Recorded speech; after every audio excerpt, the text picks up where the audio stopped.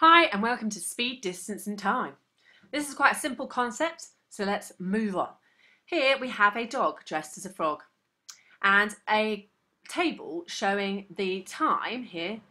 So somebody's got a stopwatch timing this dog and how far the dog has travelled on this other side.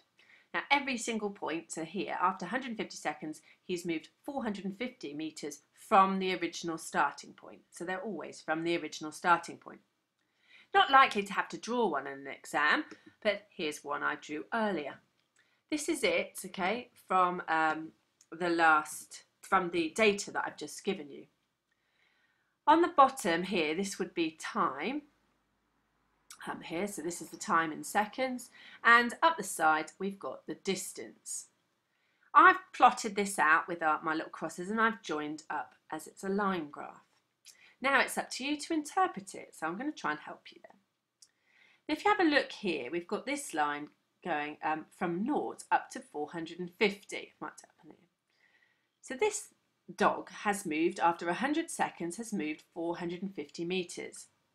Because it's a straight line, we have to assume that the dog was going at a constant speed. So he's trotting along quite happily at a constant speed for 100 seconds until he reached 450 metres. Great. At this point here, from 100 to 150 seconds, he didn't get any further. He was still 450 metres away from the beginning after 150 seconds. So this dog here, at this point here, must have been stationary. He's standing still. Maybe stationary. Maybe he's having a wee. But we won't say that in the exam, but it's stationary, so he's stopped. And off he trots again. It's a diagonal line, so yes, it's a constant speed. So constant speed. And then again here, stopped again. Because if you have a look, he remains at 650 for all this length of time. Pretty straightforward.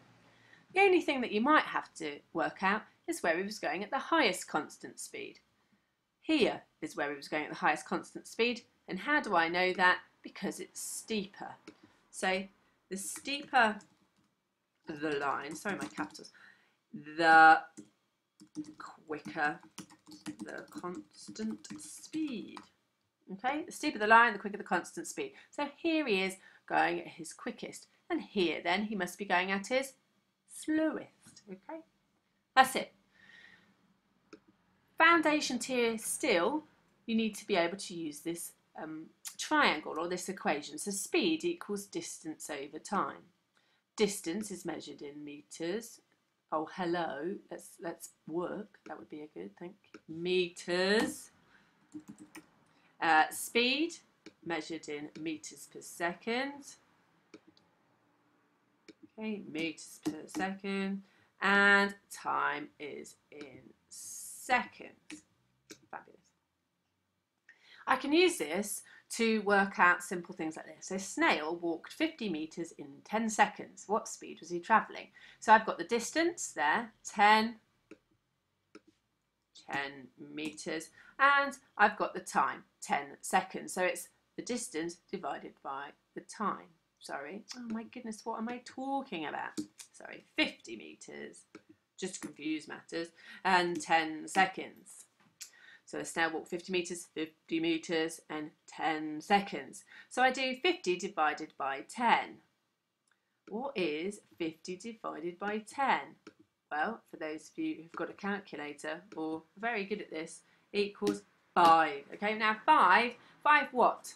Well, speed is in metres per second. Don't forget the units because they're worth points. Okay, so 5 metres per second. So this snail is very quick.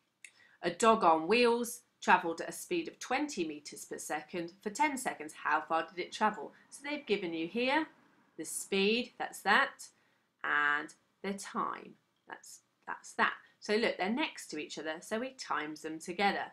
So that would be 20 times, is it 10? Probably wrong, knowing me. Yeah, 20 times 10. 20 metres per second times 10. And that equals 200. Hooray! 200 metres.